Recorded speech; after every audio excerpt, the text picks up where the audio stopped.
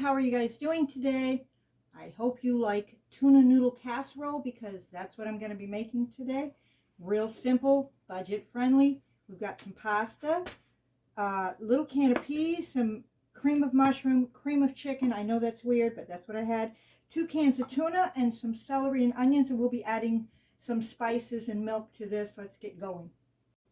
First thing I'm going to do is start my water to boil. I've also got this pan that I buttered that I'll be putting it all in to bake it in the oven. In this pan, I'm going to heat up my soup and some seasonings and milk. I'm going to add 2 cans of soup to this. I'm using 1 cream of mushroom and 1 cream of chicken. In my pasta water, I'm going to add seasoning to it as well because I want some flavor in there. So I'm going to add some chicken bouillon, about a teaspoon or 2.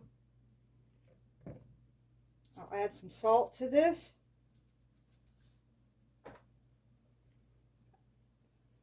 Parsley we'll put over here. I'm going to add some garlic powder to both of them. Some black pepper to the soup. Some Italian seasoning for flavor. In there. Some onion powder. I want this pasta really flavored. All right. That's my tuna. And to the pasta water, I'm also going to be adding my vegetables so they can cook and get tender.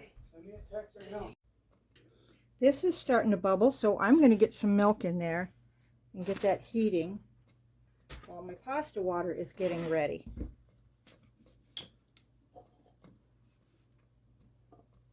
I'll start out with about a cup of milk, or a can. I want this a little on the thin side because the pasta is only going to be partially cooked, not all the way cooked. So we need this to be a little bit on the thin side so it can continue to cook in the oven. Also have a half a can of milk. I want to make sure when it's done that I have enough sauce. I don't want a dry pasta. I'll probably add a little of that pasta water as well. We're going to bring this up to nice hot temperature while the pasta cooks. We're also going to add the peas into the pasta water while that is almost done cooking. We're going to put them in. This is almost heated through. I'm going to add the tuna fish to it. Pasta's almost ready. Got a nice boil over here. I think I will add some pasta water to this. Make sure I have plenty of liquid to continue cooking my pasta when it goes in the oven.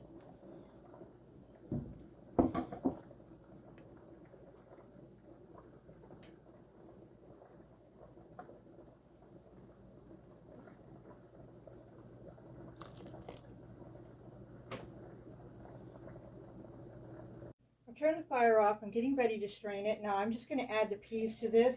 It'll bring them up to a warm temperature and they'll be ready to go. I'm going to add my pasta right in here. See all those vegetables in there? They got nice and soft, cooking in the water. And I do want it to be a little soupy because, like I said, the pasta has to finish cooking in this. And when it's all done, I'd like for there to be some sauce. Now I'm going to make a topping to go on this tuna noodle casserole. Now in this bowl, I'm going to put about a half a cup of Italian breadcrumbs. I'm also going to add some Parmesan cheese, about a quarter cup. Looks about right. And I'm also going to add a couple tablespoons of melted butter. We're going to mix this around.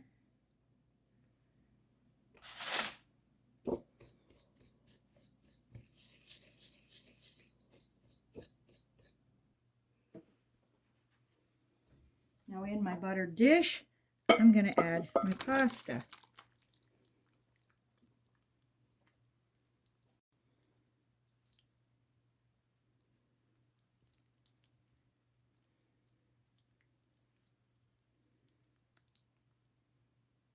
And then on top of this, we're going to put our breadcrumb mixture. And we're going to put it in the oven. I'm going to cover it because I don't want this breadcrumb to burn, and it might possibly burn if you don't cover it. I'll take the cover off at the last minute. Let it get a little bit of brown to it. That looks great.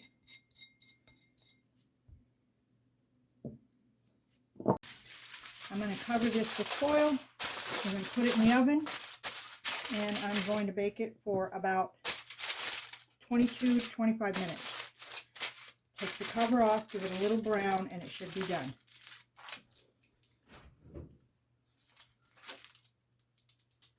The tuna noodle casserole is done. Look at that. So we have a good old-fashioned tuna noodle casserole. We're going to dish this up and have a lovely dinner. And I bet you guys, half of you got at least all of these ingredients in your cabinet already. So you wouldn't have to go out and spend any money. Give it a try.